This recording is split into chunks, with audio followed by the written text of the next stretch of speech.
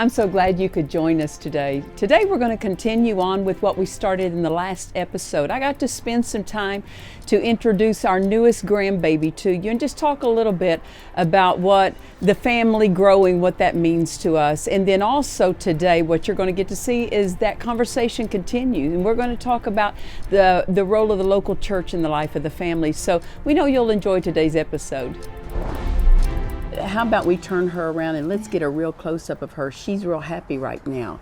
And let's turn, oh, look at this. Oh my goodness, look at this little bit. Look at this. She's sleeping so good. You feel like, do we really disturb her? But when they're, look at, so now Liam, we call him Bubby. Yes. He was a 10-pound baby. This little gal here having a 10-pound baby was a surprise to all of us. Look at this, got to stretch and grow. And so having the 10-pound baby with Liam the first time, then Bear came along and he was 9 pounds. Yes. And this little gal, she was holding her own. She was right under 8 pounds. So she still feels quite small and delicate. Mm-hmm. You know, she's a small frame, but she is the smallest of your little Herculean babies you had. She feels tiny to us. She feels tiny. And then too, after your kids are growing up, you don't realize how small they started out, but she's a reminder of that. But pretty little thing. I tell you, you just want to bite them all the time, you know. I remember when the boys were little and how I just wouldn't wear lipstick. Because you kiss them so much that they end up wearing too much makeup, and you do. So, yeah. Now, one of my favorite times of having a baby was the newborn stage. I love the newborn stage. Mm-hmm. Not everybody does because the interaction is kind of minimal, you know. But I just loved the opportunity to get and hold them. You know, I'd lay down with them, take a nap, just lay them on your chest and just go to sleep. And it was it was kind of a reward after 9 months of of the body being out of control, so to speak, with that growing baby.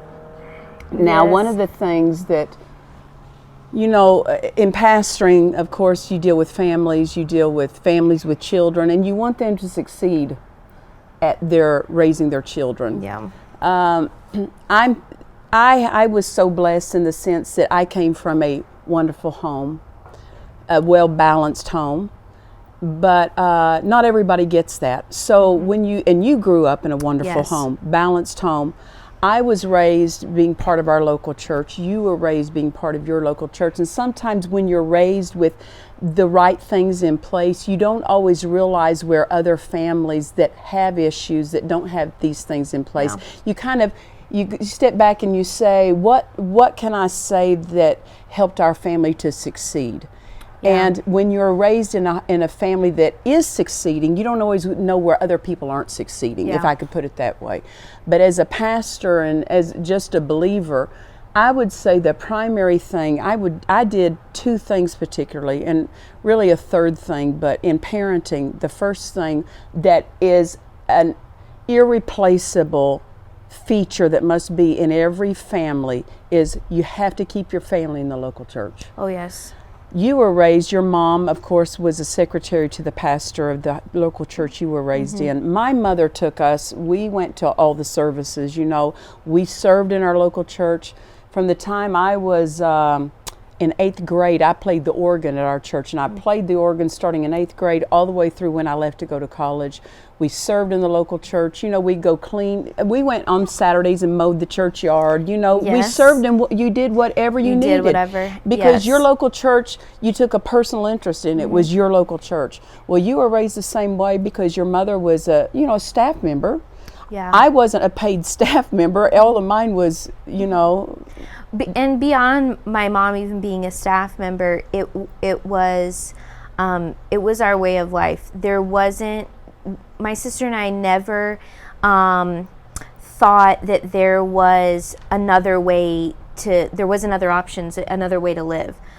So not that they forced us or it was demanded of us. It was just what we did. If there was a church work day on Saturday, there was no question about what we were going to be doing.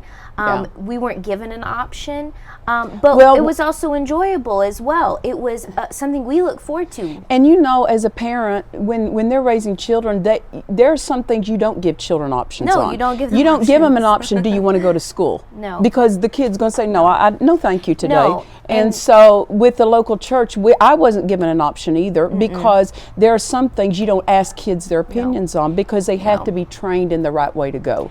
And I was going to say, when the older we got, sometimes you think when they get into the teenage years that because they're teenagers, you can give options, or they're getting to where they need freedoms and that sort of thing. Every event that we had, every outing that the youth group did, we had to be a part of it.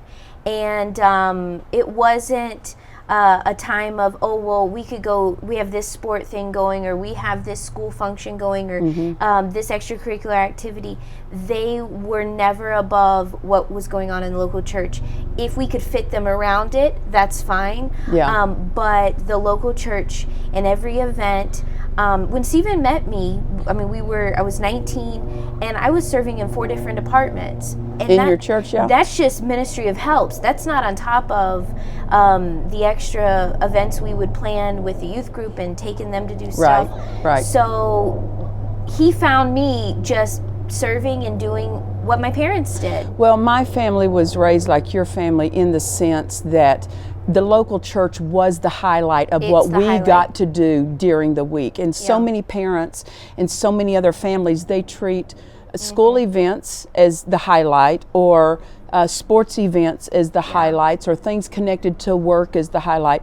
But the things around God and the local church and the body of Christ, that's the highlight. And we were the first there and the last ones to leave. And but the thing is, because you valued it, you didn't want to be anywhere else, because you saw that was the place to be.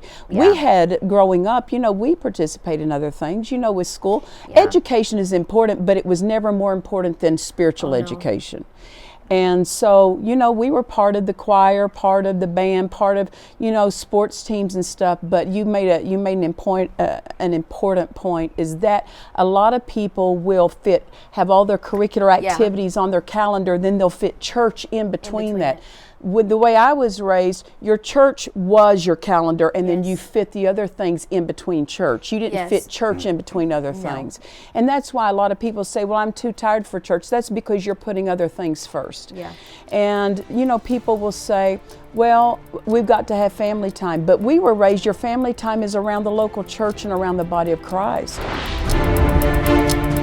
On the next episode of Dufresne Faith Journal. When I was raising the boys, Ed was traveling so much, and that was not a problem for us, because my job was to help him fulfill what he was called to do. So for me to take on the primary responsibility of raising the children, I could handle it. But that was because I had parents that set a good example of how to raise children. So the thought of doing it with a husband that traveled a lot, that wasn't overwhelming to me. There's an honor there that we're instilling in the kids, an honor for the local church, an honor for the ministry, but again, we want to be the best sheep that they see, and that we're doers of the word that comes every Sunday, every Tuesday, and we're not just preaching it, but we're doing it. Thank you for joining us for today's episode.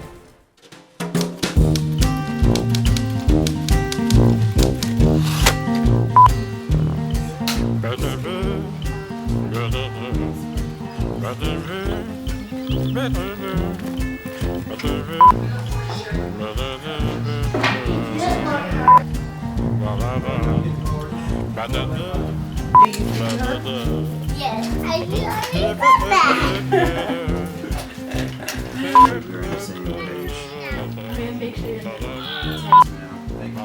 All right, introducing Nancy Kate and raising children.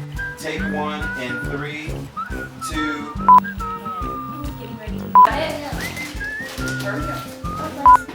Bear, do you mow the lawn? Why not? Because?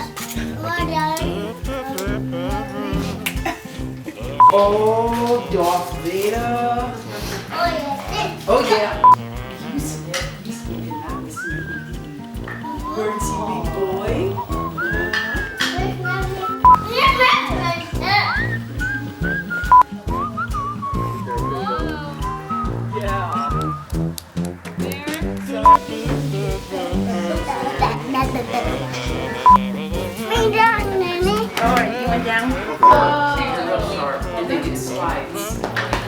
First of all, Okay, ready? Look at a camera, you want me to repeat that? yes, ma'am. Okay, so like when we start. Hey, you be That might be why. Micro batteries are sensitive.